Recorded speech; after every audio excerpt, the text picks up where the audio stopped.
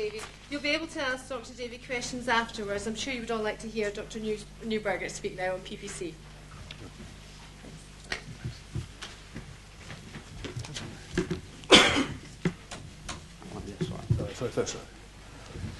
Well, Colette, thank you very much again for the invitation. Thank you. I must say it's remarkable to see this hall so full. Certainly when during Monday to Friday and we have our own clinical meetings here, it's a fraction of this. There's also, I've been trying to sort of place everybody, and some people I decided I could recognise better without their clothes on here. And but I do get my children confused sometimes. So if I don't recognise you, please accept my apologies. What I've done is I've brought some slides along, which I hope if I can operate. Brilliant. The start. The thing just to act as a pointer. Oh, crikey.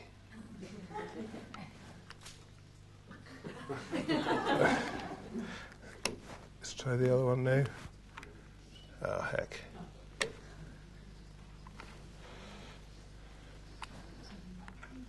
No? Oh, well, what the... No matter. Okay.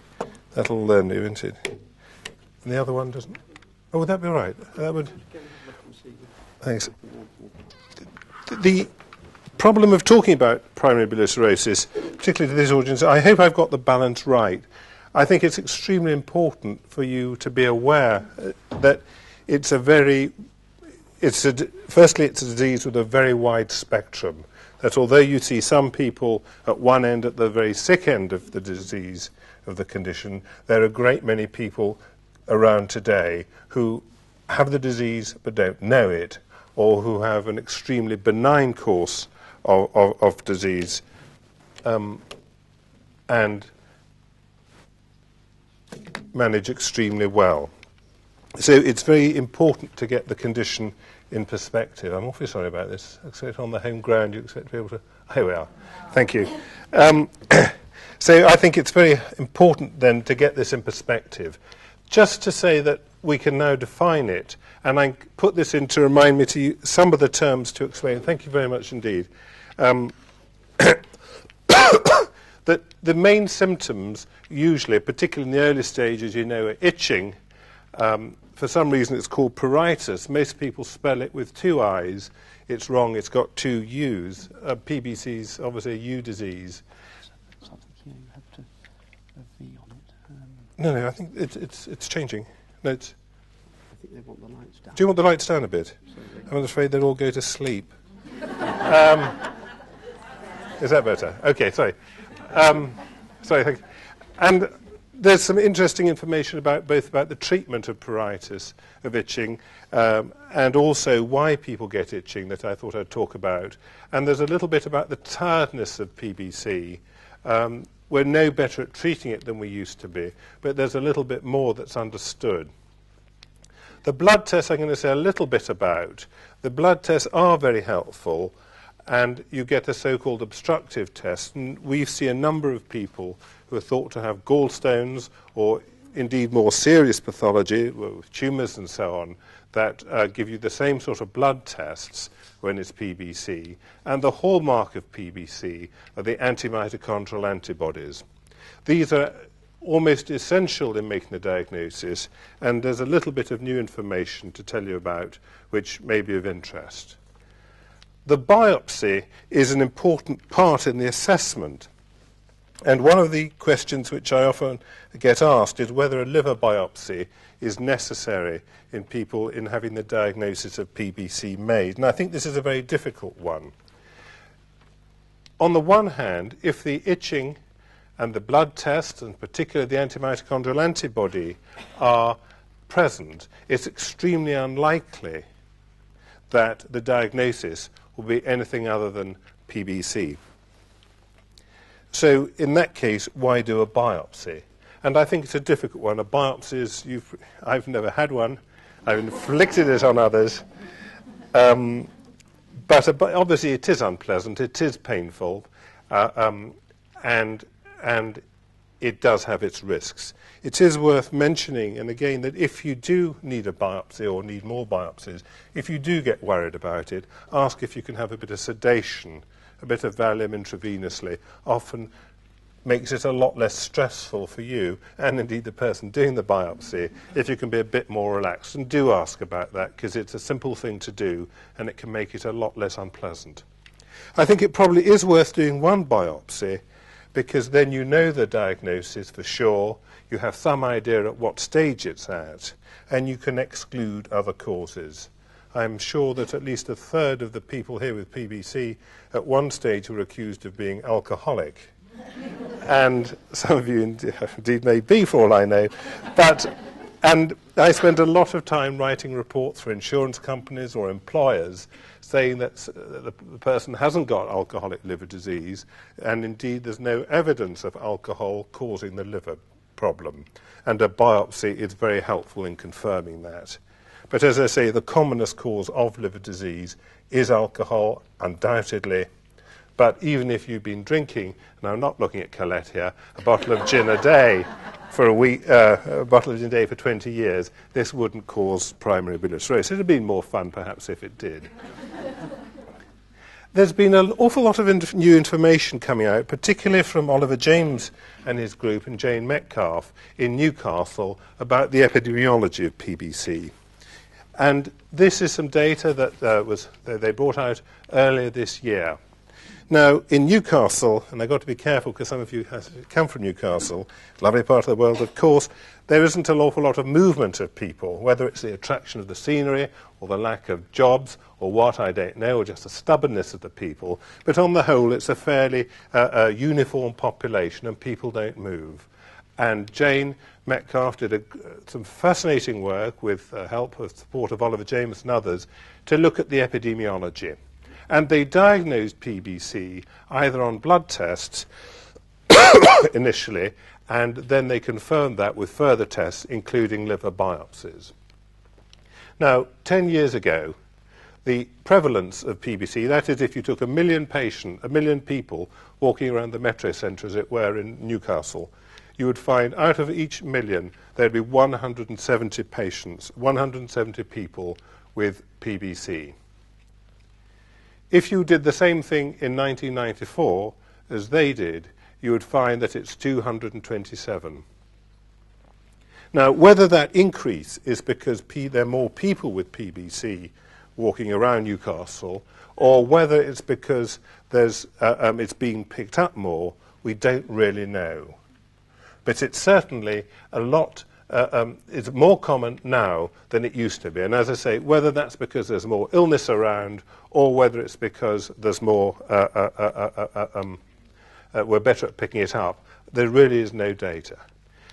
I put this up to say that it's important to realise that although people do die, and I'm sure you're aware of this, I wondered about putting it up, and I didn't. Well, I don't want to worry you. Clearly, it is an important disease. The average time from diagnosis to death is 14 years. Now, 14 years is a hell of a long time, considering some people present very jaundiced very late. So that's the average, and I think that's not too bad. And an awful lot of people don't die from the PBC. And I think it's, again, very important to remember that although, yes, it's a progressive disease, it is a slowly progressive disease, and an awful lot of people get heart attacks, strokes, and other things which anybody can, well, people get more likely to get as they get older, and therefore to put it in perspective that people with PBC don't necessarily die from it, and it's very important that one puts that in perspective. The variation in PBC, and this is just some figures plucked from the literature, showing you the great variation. If you're in Australia, out of every 1 million people, only 19 will have it. Clearly, you want to avoid going to Newcastle if you want to avoid catching PBC. Now, that was a slightly facetious comment, but Peter Watson, who is now in Belfast, who used to work here, he went from here to Victoria in Australia and then went back to Belfast. He did some very interesting work where they looked at patients with PBC in Australia, And they found that in the English and the Irish emigrants, or immigrants, I suppose, depending on which way you look at it, to Australia, the incidence of the amount of PBC was much commoner than in people who had moved there from the Mediterranean countries. And they also found that of the generation, the children of the Greeks particularly, had more likely to get PBC than their parents. And what they suggested was that as you move from a country where there's not a lot of PBC to where there's more PBC, you may be more likely to get it. And they suggested the possibility that it may be something that you catch. It's no more than a suggestion, but it's an interesting possibility, saying that is this something that's infectious, potentially, is it something, rather than is it something that you're born with? We really don't know. But there is this quite considerable variation, which I don't think can be explained entirely on the fact that there are some superb hepatologists in Newcastle. This was just some interesting other data just to fascinate you. It fascinated me. This was done by David Trigger, who some of you may remember was a very nice, extremely experienced liver doctor working in Sheffield. He died, I think, about 5 or 10 years ago. Some of you may remember him. And he really was, he died prematurely of a heart attack.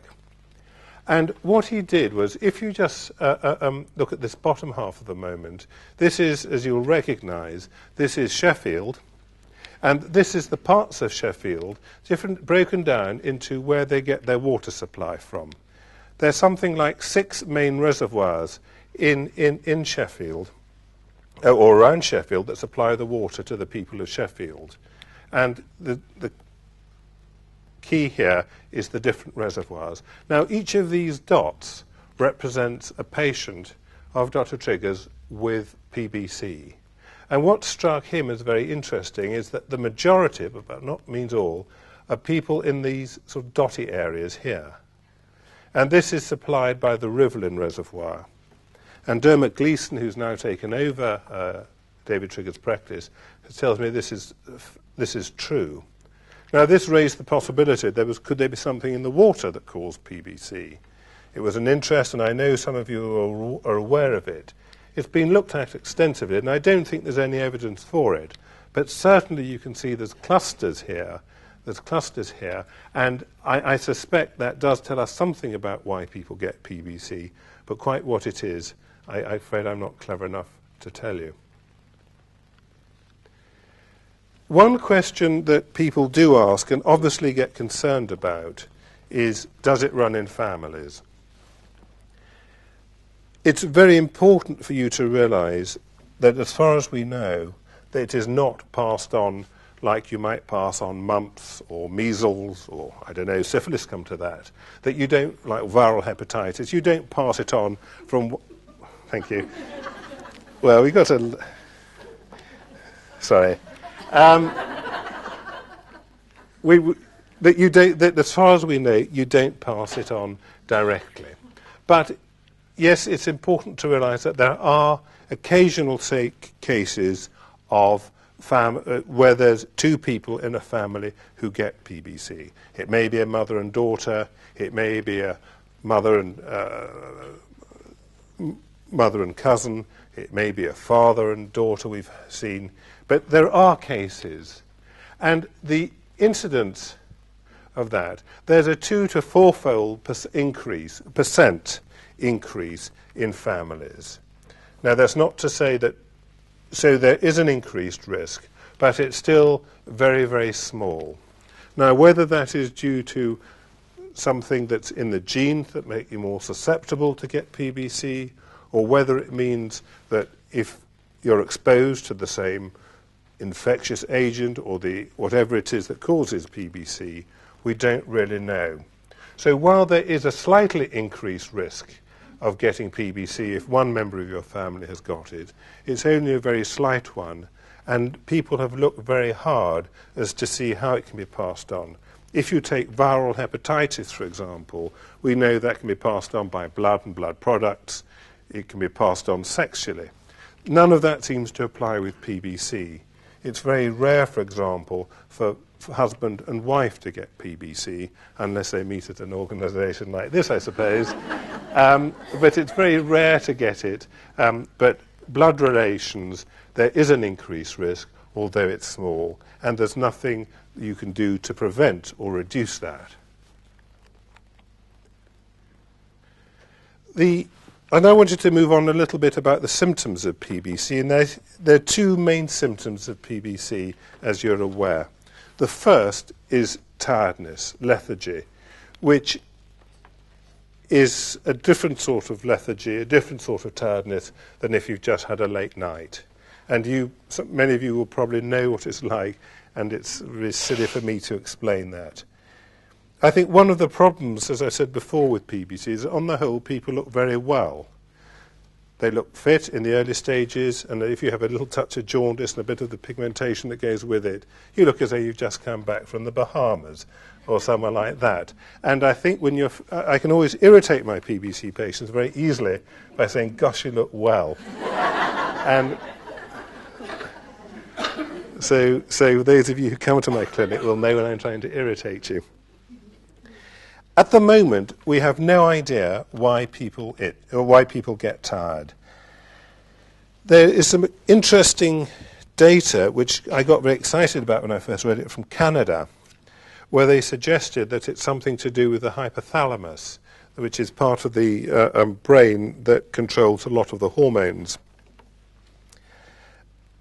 When I looked into it and asked people about it, I think it's less clear-cut.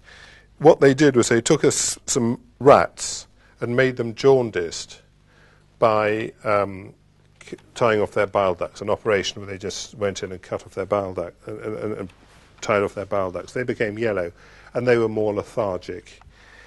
And the way they tested the lethargy was a bit surprising. They saw where they walked around and where they had their bowels open, and it was in a more concentrated area, and they said that's because they're less active. And they advanced this hypothesis quite a lot. Whether it's true, whether it applies to PBC, I'm not at all sure. I think it is important, because if that were right, then you could look at ways in which you can try and treat it. But at the moment, for the lethargy of PBC, there's nothing really that we can do. What is important is to make sure that we're not missing anything else that can cause tiredness. And in particular, thyroid disease is very important in this respect. People with PBC have an increased probability of getting thyroid disease, whether overactive or underactive. It's very easy to pick that up by doing the right blood test. And it's something that most doctors will do on say every 2 or 3 years, just check the thyroid. Because if the thyroid is underactive, it's very easy to replace the thyroid by tablets. There are other conditions too which may give rise to tiredness, which need to be considered. And one point which always has to be borne in mind is depression. I think quite a lot of people with PBC from time to time do get depressed, and it's not surprising.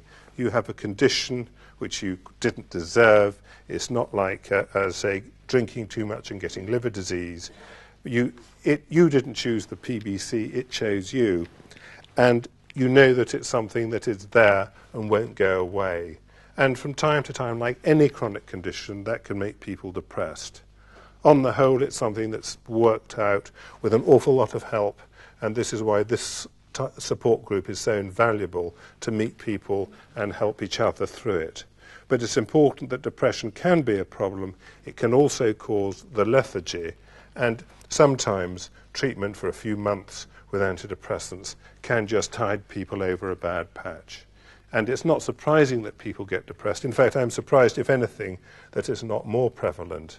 But it's just something to bear in mind. The other problem, which is really unpleasant in PBC, is the itching. And you'll know of people, I certainly do, who've been complaining of itching for years. They've gone to psychiatrists, they've gone to all sorts of people before people realise that it's due to the PBC. There's no doubt that the best treatment for PBC itching is Questran. And provided you can take enough Questran and for long enough, it will almost always get rid of the itching. Some people can't take enough because the bloating, the diarrhea, the sickness just makes it unacceptable. You'll be aware that there is a new formulation of Questran called Questran Light, which is associated with fewer side effects than the straightforward Questran. There are a number of other drugs which have been tried or suggested to be of help in the treatment of itching. The ultraviolet therapy was a vogue for, and Dr. Davis has agreed to fund people to go on holiday to the Bahamas for their osteoporosis. I don't think it'll help the itching, but it has been suggested. Rifampicin was used for some people, and it is effective in some people to help with the itching. Rifampicin is also used for the treatment of tuberculosis. And some of you may be aware that it has been suggested that a form of TB is associated with the cause of PBC. Those people who are on rifampicin for the itching, and we have a few people, do not have improved liver function tests. If you do have rifampicin, be aware it turns your water orange, and it can also discolour your contact lenses. So instead of seeing your world through a rosy glow, it'll be through an orange glow. Oil of evening primrose helps some people. Unlike most of the medical therapies here, it doesn't do any harm. There's been a lot of interest in the opioid receptor, things called naloxone and naltrexone.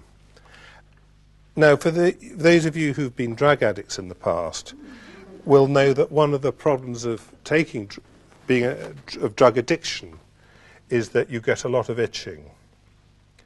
And this is due to the metabolites of the opioids, the opium breakdown products, which cause itching.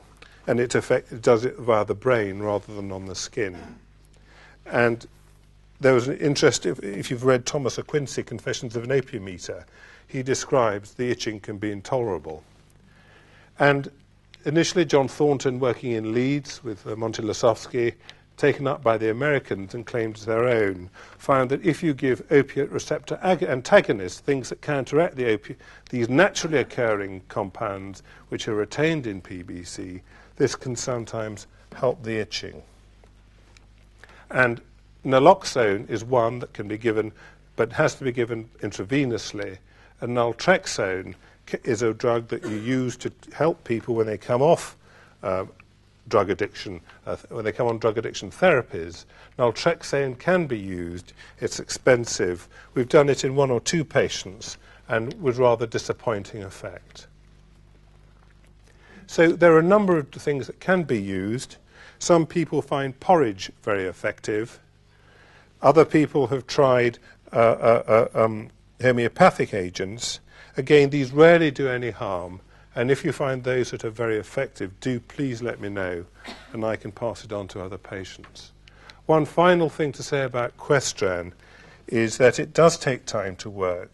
And if you're going to take it effectively, you really want to take it particularly just before and just after breakfast. That's the most effective time to take the Questran. You've got to be a little bit careful because it does interact with the absorption of other drugs. And one's got to be careful that you're not asking people to take drugs at 9 o'clock, 10 o'clock, 11:30, and your whole life revolves around taking your medication. But Questran is, I think, the best. It's fairly safe. If any drug can be sent, it's safe. And if you can take it for long enough and enough of it, it will work. This I put in just to remind me, this was the hallmark of PBC is the antimitochondrial antibody. And it's an important one because it was described many years ago. And again, very nice work from Newcastle, from Oliver James, showed that people who have this antimitochondrial antibody in their serum, even if their liver tests are normal, will develop PBC 10, 15 years later. Now, this is just a structure of what the antimitochondrial antibody reacts with. It's a complicated enzyme system that is present in every blood, in virtually every cell in the body, not just in the liver. So how it's associated with PBC, we really don't know. But it is an association. So do we know what the cause is? Again, this is not a terribly appropriate one. I'm sorry I couldn't find the one I was looking for. That's not even spelt right. People have wondered about an infection. They've wondered about an infection with tuberculosis. They've wondered about an infection with something in the water. None of these have been substantiated. People have looked very hard, and they've treated with all sorts of antibiotics, weak ones, strong ones, narrow ones, broad ones. None of them have yet been shown to work. And what most people believe in is that there's an autoimmune process that for some reason, best known at the moment to nobody on this earth at least, is that for some reason the body starts destroying itself, the bile ducts in particular. Why they should do that, I don't really know, and I'd love to find out. And indeed, if I did know, I'd only see you privately, because I'd be making so much money, I wouldn't need to work on the NHS. So, what about the treatment? Firstly, does it need treatment? I think it does, because it's a slowly progressive disease. But the problem is we have a disease that we don't know the cause for properly. And furthermore, it's a very slowly progressive disease. It progresses over not weeks and months, but years and decades. If you've got something like, I don't know, meningitis, and you have a new treatment, say penicillin, you think works, you get your answer within a day or two because the patient's either dead or alive. With PBC, it's not like that, because it's many, many, many years before you come to grief. And a lot of trials, and I'm sure a lot of you have taken part in clinical trials. Clinical trials are difficult because you need large number of patients. If you look at the clotbuster trials for heart attacks, they've had 10, 15, 20,000 patients in the trial to prove that clotbusters work. So in PBC trials, good trials, we've done them with 200 patients. Others in other parts of the world are doing with 20 or 30 patients in each group. It's very difficult to be sure you've got enough patients to be sure that you can answer your questions properly. You've got to follow them up for long enough. If you have a condition that lasts 15, 20 years, to expect an answer in 1 or 2 years is not possible. We don't know what endpoints to use, because in the old days, yes, it was quite easy. You waited till the patient died, whether they died of old age or the liver disease was uncertain. But now you've got transplantation. And of course you can't, and you may transplant not because the disease has come to an end, but because the lethargy is too bad. So it's very difficult in these days, because of the success of transplantation, to do clinical trials, and that's why a lot of the studies are very difficult to interpret.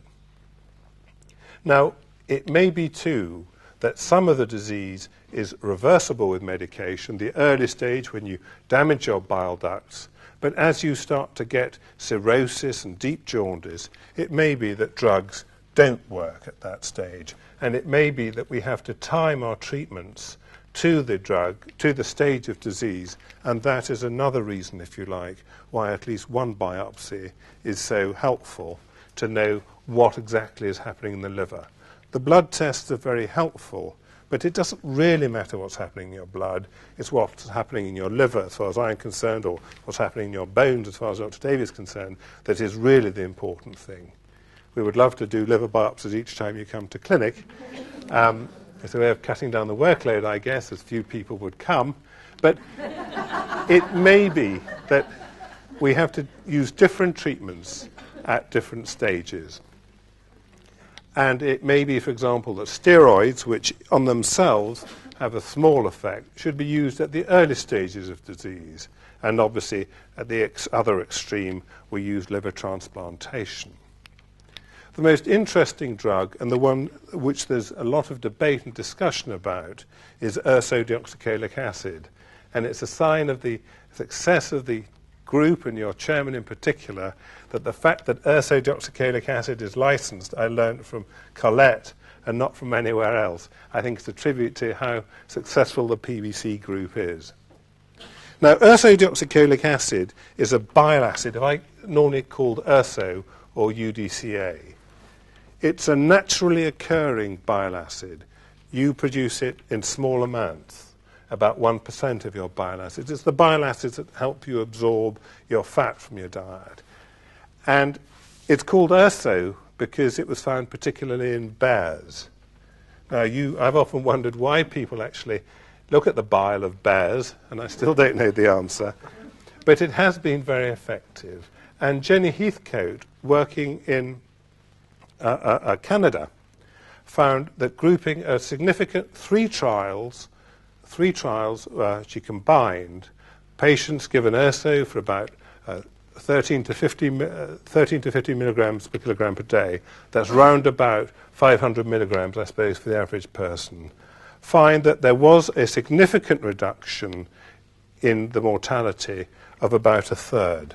But those figures are very small because over 2 years in PBC, very few people die. It may have meant from 4 to 6 people in these huge number of patients. So although there was a suggestion of benefit, though there was a suggestion of difference and it was of benefit, I think bearing in mind it's 2 years, it's very exciting, but I don't think it's proven yet that urso is necessarily the treatment for PBC. The good thing about it is there are no side effects to the drug that we know of other than a bit of diarrhea. It certainly improves the blood tests. It makes you look better. It makes you feel better. So it improves the blood tests. It often gets rid of the jaundice. And therefore, I think it is worthwhile offering it to patients, knowing that it certainly, if anything, it does improve the outcome. So it's a major step forward, but I don't think yet it's the true answer to curing PBC, because what one really wants to do is to get rid of PBC, just like with pneumonia, not to say your pneumonia is going to get no worse, but to say we haven't got rid of pneumonia, you haven't got pneumonia anymore, and that really has got to be the goal of treatment of PBC. People are looking at combinations, urso plus other drugs, prednisolone and azathioprine, or prednisolone and diphosphonates, because steroids, prednisolone, will make osteoporosis worse. And that's why most doctors don't use steroids on their own, because it will make the osteoporosis of PBC more severe. Finally, transplantation. I think transplantation is a very useful treatment for PBC, but it's important to put it in its place. It's a major treatment, and those of you who've had a transplant will know that, yes, it can be jolly good. It improves your life enormously. And many of our patients, we've been sending them questionnaires, several questionnaires indeed, anonymous, so we know that the quality of life improves. But I don't think we would pretend, and I'm sure you would agree, that it's improvement at a price, it's improvement but not a completely normal life. You're still on medication. You're still coming to see the doctor. So it is a great improvement. It puts not only the patient, but their whole family through a terrific amount of stress. And although we do what we can, it is a huge procedure to undertake. There are two broad reasons why we would consider transplantation for PBC. The first is the quality of life. And that is, if the quality of the life is unacceptable to the patient, and it's because of the liver disease, and if we can't get it better, that is a very good reason to consider transplantation. There's only one person who can assess the quality of life, and that is the patient himself or herself. You know, what is acceptable to one person may be completely unacceptable to another. And intractable lethargy, the lethargy where you're spending all morning, like my teenagers at the moment, lying in bed, getting up at 2 o'clock. But the difference is that you're not out till 3 in the morning, where you're lying in bed. unable, you get up and do a bit of housework and then have to go back to bed again.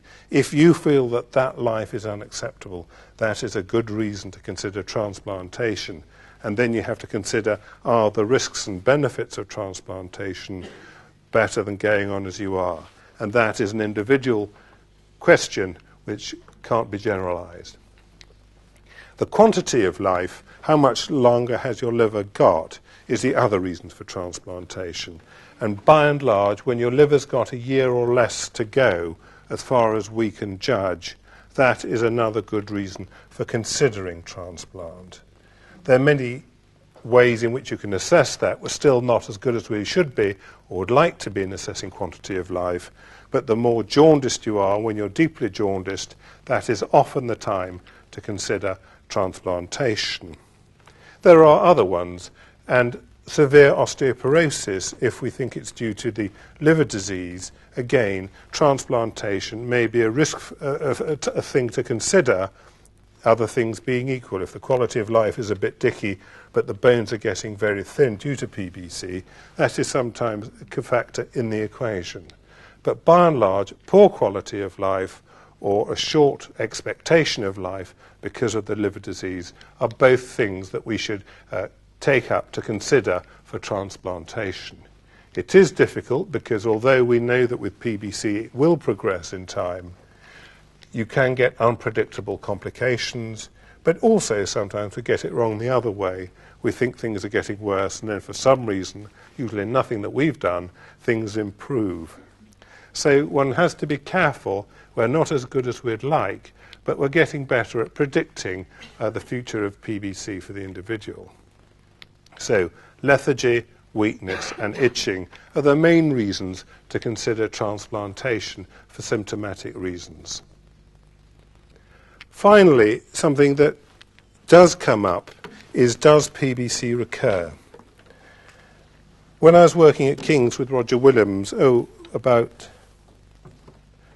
12 years ago, we suggested that a portion of patients transplanted for PBC had evidence of PBC in their graft, suggesting that in a small proportion of patients it does come back.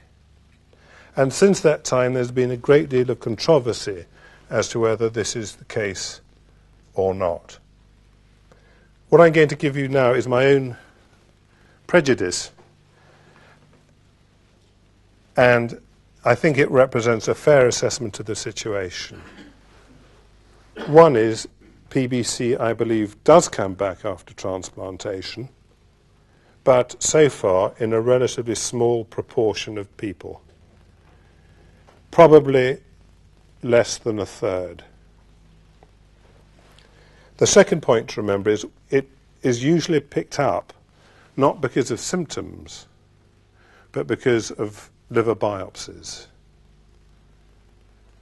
We can do a liver biopsy, and you sometimes find features of PBC in the biopsy.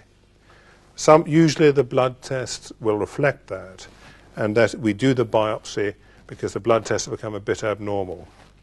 But certainly in the short and medium term, that's up to 5 to 10 years, the evidence of significant problems is very, very small. Now, I know that there are 1 or 2 people in this country and Europe who have developed significant problems after transplantation for PBC. I think for most of those that I've become involved with or heard about, I'm not convinced it's the recurrent PBC that causes the problem. So yes, it does recur in a proportion of people. I think, at least in the short term, it probably doesn't make any difference. It's of academic importance. It tells us a little bit about the treatment and the cause of PBC. And as far as the individual concerned, it doesn't make a great deal of difference. So it's a question that we still haven't fully resolved.